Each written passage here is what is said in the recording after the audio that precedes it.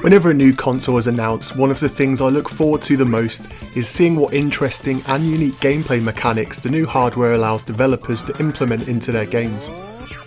There's no other game with a more unique feature than Chameleon Twist, which was released on Nintendo 64 in late 1997.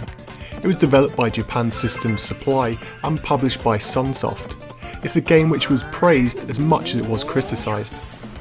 The basic story of the game involves our lovable chameleon called Davy, who is minding his own business one day in the forest, when he is startled by a magical white rabbit. The rabbit, who is running late, jumps into a magical cauldron and disappears, and then our curious chameleon decides to follow the rabbit and jumps in after him.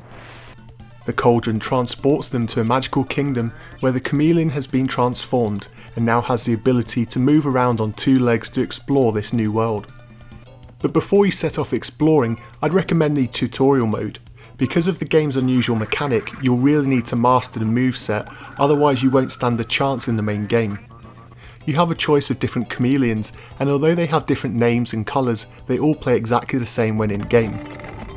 And once you've got to grips with the tutorial mode, you'll find that the gameplay is quite simple and straightforward. You use your tongue in many different ways to help you traverse each level. On the way, you'll meet different end of level bosses.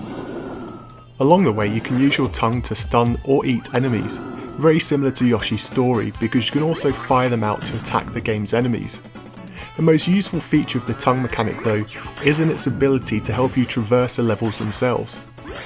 The tongue can be used to latch onto poles which you can either pull yourself towards or use them to swing around to the other side in a 360-degree motion.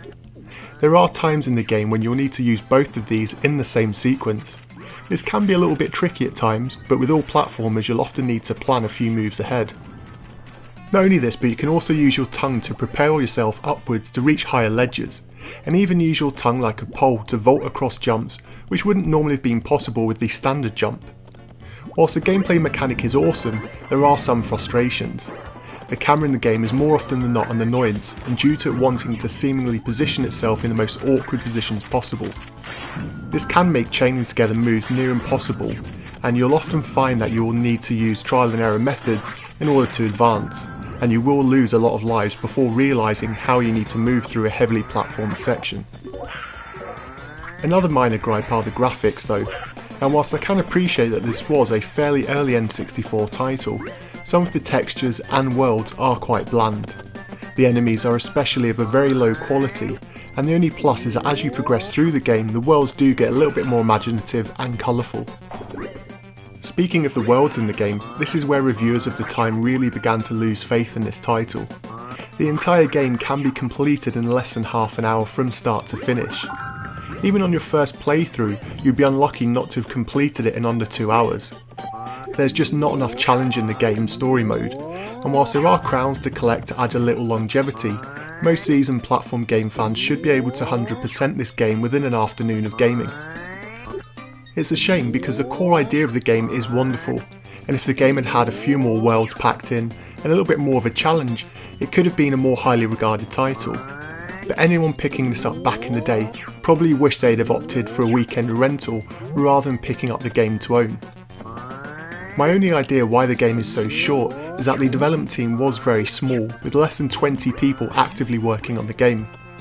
When you factor in that around half of this team were composers, it may give you the impression that more work went into how the game sounded than how it would play.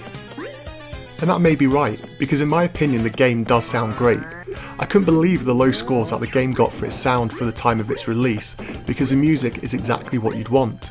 It's lively, upbeat, and at times a little overly cute. But heck, you're playing as a chameleon in a fantasy world, so I'm not quite sure what reviewers were really expecting.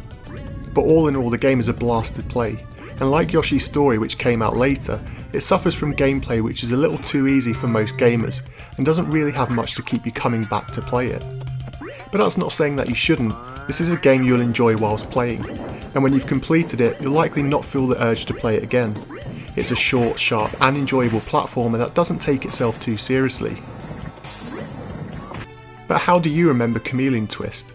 Was this a rental only for you, or did you play the heck out of this game after picking up the full copy?